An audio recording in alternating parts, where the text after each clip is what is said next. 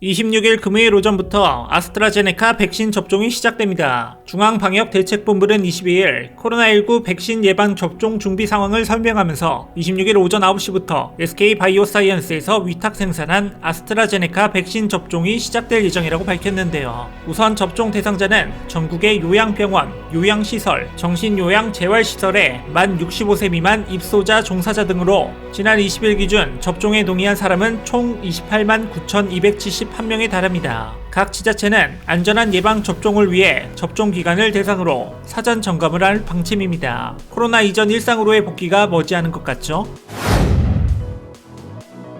백신 공동구매 국제 프로젝트인 코백스 퍼실리티를 통해 받게 되는 화이자의 백신 58,500명분 역시 이번 주부터 접종을 시작합니다. 코백스를 통해 받는 화이자 물량은 특례 수입을 거친 상태죠. 화이자 백신은 감염병 전담병원, 중증 환자 치료병상, 생활치료센터 등 코로나19 환자를 치료하는 병원의 종사자 등 약 5만 5천여 명에게 우선 접종할 방침입니다.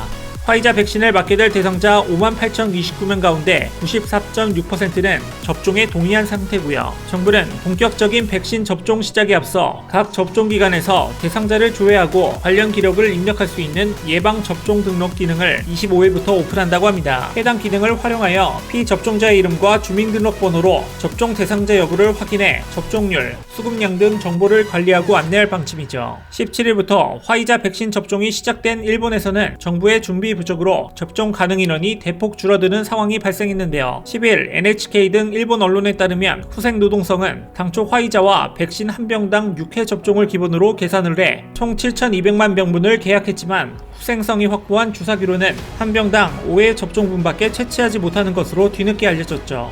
주사기 구입 착오로 접종 인원이 20% 가까이 줄어들게 된 것입니다. 화이자는 작은 병에 일정량의 백신을 넣어 각국에 공급하는데 통상적으로 사용되는 주사기로는 5회분을 주사한 후 주사 바늘을 통해 일정 분량이 남은 문제가 있어 미국 식품의약국은 지난 1월 한 병당 6회까지 접종 가능한 특수 제작 주사기 사용을 승인한 바 있죠. 하지만 일본 후생성은 지난해 말 화이자로부터 한 병당 6회 접종을 검토하고 있다는 연락을 받고도 새로운 주사기 도입 등의 조치를 취하지 않았던 겁니다. 지난달 말 공식 연락을 받은 후에야 현재 구입한 2억 개 이상의 주사기로는 한 병당 5회밖에 채취하지 못한다는 사실을 확인한 거죠. 가토 가스노부 관방장관은 9일 오후 기자회견에서 병당 6회를 채취하려면 특수 주사기가 필요한데 지금 필요한 만큼의 특수 주사기를 확보하는 것은 매우 어렵다고 인정한 상태입니다. 일본 정부가 기존에 확보했다고 발표한 화이자 백신 물량의 6분의 1 줄어든 셈이죠. 일본은 지난 17일부터 백신 접종을 시작했지만 백신 공급 물량 부족으로 벌써부터 접종 계획에 차질이 예상되고 있습니다.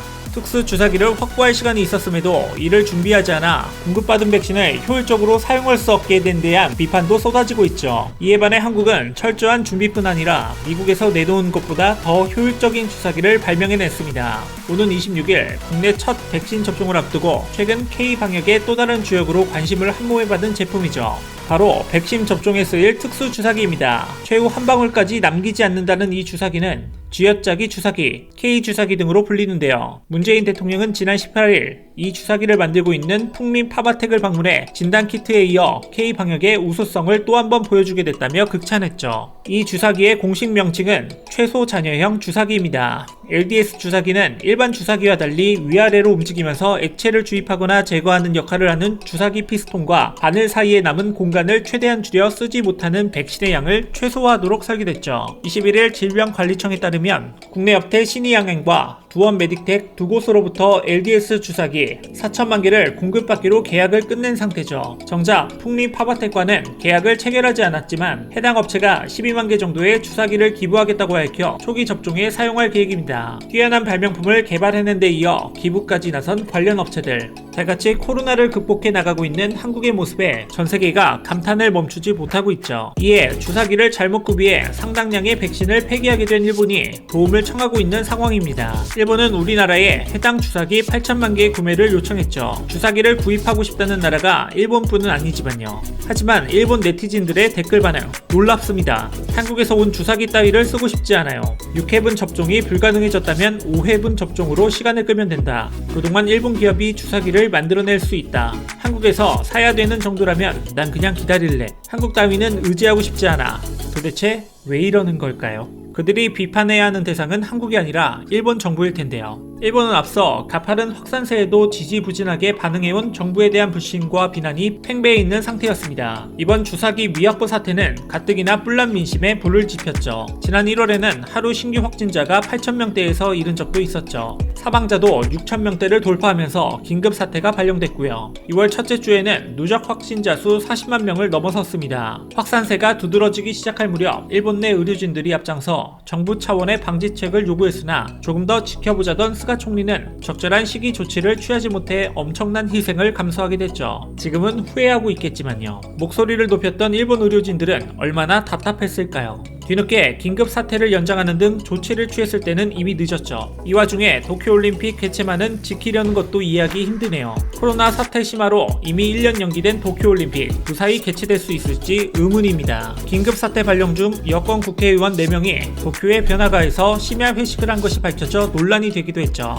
스가 총리는 2일 국회에서 집권 자민당과 열린여당인 공명당 의원의 심야 회식 문제에 대해 국민께 이해와 협력을 부탁하는 상황에서 정치가는 솔선수범 모범을 보여야 하는데 이런 행동이 있어서는 안 되며 매우 유감이다. 저부터 국민 여러분께 진심으로 사죄 말씀드린다며 사과했습니다. 지난 1월 18일 밤늦게까지 긴자 클럽에 머문 것으로 드러난 마스모토 준, 다노세 다이도, 오스카 다카시 주니어는 스가 총리의 대국민 사과 전날 자민당에 탈당계를 제출했죠. 이들과 별도로 지난달 22일 긴자 클럽을 방문한 것으로 드러난 도에마 기요이코 전 공명당 간사장 대행은 같은 날 중의원 사퇴 의사를 밝혔고요. 모범을 보여도 모자랄 판의 가관입니다. 일본은 코로나19 긴급 사태 발령 시 당국의 휴업, 영업 단축 명령에 따르지 않을 경우 최대 30만 엔의 과태료를 부과하도록 관련법을 개정한 바 있죠. 당국의 이번 권고를 무시하는 경우 50만 엔 이하의 과태료를, 밀접 접촉자 특정 등을 위한 역학조사에 협력하지 않을 경우 30만 엔 이하의 과태료를 각각 부과할 수 있도록 했는데요. 국민에게는 이토록 강경하게 권고를 해놓고 내로남불로 임한 의원들 어지간히 욕을 먹었을 것 같네요. 스가 총리의 지지율도 바닥을 향해 치닫고 있습니다.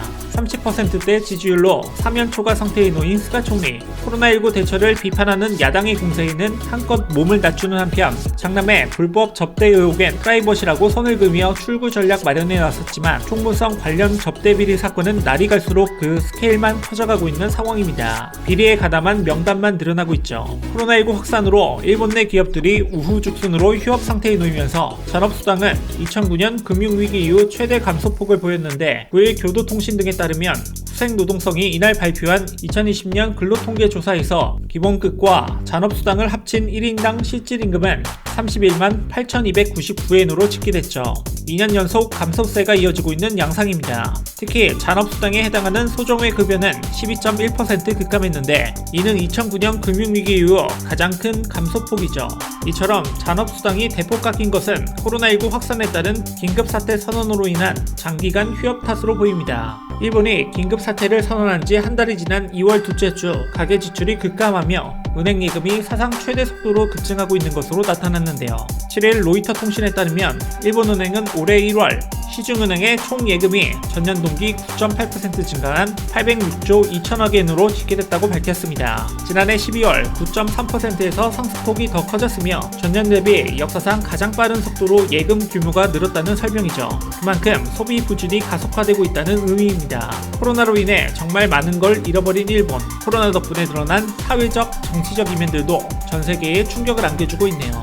우리는 불신과 비협조적인 자세로 고생을 사사하고 있는 일본과 달리 지금 이 시간에도 애를 쓰고 있는 연구진과 의료진들을 믿고 하루빨리 코로나를 극복해 나가야겠죠. 이번 주 국내 백신 접종이 성공적인 시작이 되었으면 좋겠습니다.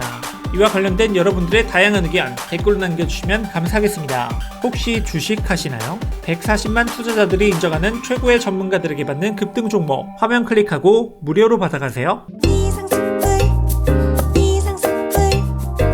주식을 모르면 이상스쿨. 주식 모르니 이상스쿨.